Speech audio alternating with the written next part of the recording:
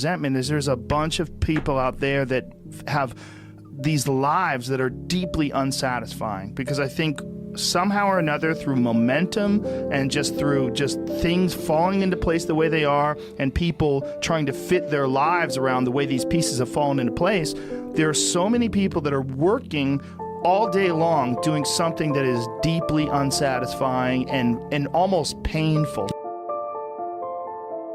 If you make furniture for a living, and you feel a great satisfaction out of that, and you sell that furniture, look, man, making furniture feels good.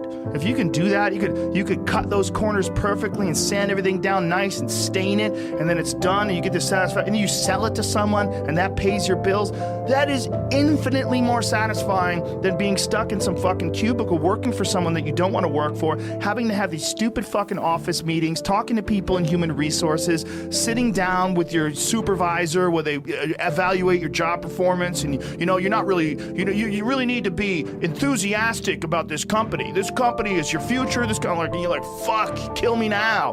There's a lot of people out there that would way rather do something else, and I hope they understand that they can. Everybody's got these stupid barriers they put in their own head. You got to resist those goddamn things, because they don't do you any good, and they certainly define the potential for your future in a negative way that's not self-serving, and it's not even real. You put this artificial ceiling on the potential for what you're doing. If you hit a wall, okay, that just means you need to regroup and rethink. It doesn't mean that wall's there, especially when it comes to something like social media or like a podcast, something where you like it less, fix that. Figure out a way to do it. You can do that. And this idea that there's no way to get past the starting block today is just ludicrous. It's crazy. And it's just this poor thinking. And people that are trapped in bad situations, one of the problems is you feel like this is your future. You feel like you're fucked and you can't get out of that. There's no hope. There's no light at the end of the tunnel. There's no rainbow. And if you feel like that, that alone can be incredibly defining and limiting. But if you look at yourself objectively and say, okay, I kind of am fucked here. I'm in credit card debt. I'm working in a shitty job. I don't like what I'm doing, but I have some ideas. I need to feed those fucking ideas. And I need to feed them and water them, and I need to set aside a certain amount of time every day to just try to make those things happen. You can do that. Wondering why other people's success, or wondering why other people are successful, is the refuge of losers. Wondering why other people are successful. Like, who gives a fuck? You can say you think it sucks, but to spend time wondering why someone is successful, hating on someone who's successful, it doesn't do any good. Like, you have bandwidth. I don't spend time wondering why I hate things, or hating on someone, or being jealous. You have, let's call it units. You have 100 units of bandwidth in your mind.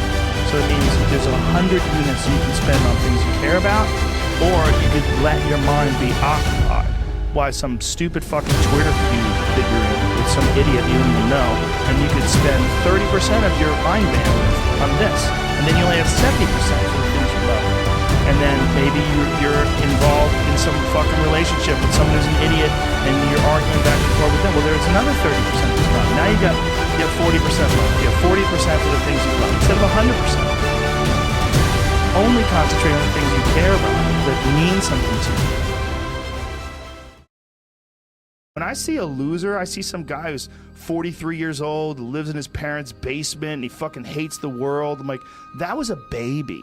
Man, this is a baby that somebody just gave shitty nutrients to, whether it's nutrients in the forms of food or in the form of thoughts and ideas and examples. And this kid developed these horrible, self-defeating patterns of behavior that have led them to this point where they're this middle-aged person with no future and no idea of how to get out of this rut, and probably never will escape it, and might just wind up sucking on a gun. We have been fed this line of horseshit that you're supposed to seek comfort, and I don't think you are. I think you're supposed to seek lessons, and you're supposed to seek difficult tasks and accomplishments, and through those things and through doing things that are hard to do, even if it's just a fucking 90-minute hot yoga class. I do a 90-minute yoga class, man. Those last 20 minutes, I do not want to be there, man. And I definitely don't want to give 100%, and I can cheat. But if I don't, and I get through it, when that time is up and the lady says namaste and everybody gets up, I'm like, fuck, man, I made it. You know, I lost 15 pounds. My fucking yoga mat is drenched to the point where I can literally wring it out and fill a jug up with water. But through that struggle, I will now have a better day, and I better fucking do it again tomorrow, or do something else. Because if I just think, well, tomorrow I'm just gonna coast and eat Twinkies and watch TV. Oh, hello, sadness, my old friend. Hello, depression. Because when you're not doing anything, you feel like shit. And that's just a part of being a human being. And we can pretend that we're something other than what we really are. And we can pretend, nah, me, man, I'm just cool, just chilling, doing nothing. Bullshit. You're a fucking human. You're a human being. You evolved from the fucking hundreds of thousands of years of hunters and gatherers and people that were struggling. Those human reward systems are carved deeply into your DNA. And if you don't respect that, if you don't respect the mechanism of happiness and fulfillment and what you really need to do in order to feel satisfied in life, camaraderie, love, family, friendship, struggle, testing yourself, learning, all those things are imperative. They're all a giant part of being a person.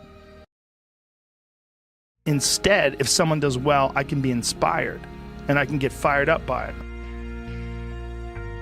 When you're around happy, inspirational people that are successful, it makes you feel better and you get inspired. And if you act on that inspiration, your life will be more fulfilled. And it's not just inspirational in terms of financial success, but in terms of doing difficult things, whether it's running 100 miles, it doesn't pay you a goddamn thing other than the wealth of the knowledge that you can push yourself to such an extreme. Or anything else, whether it's someone who becomes really good at playing chess or someone who's really good at martial arts or whatever it is.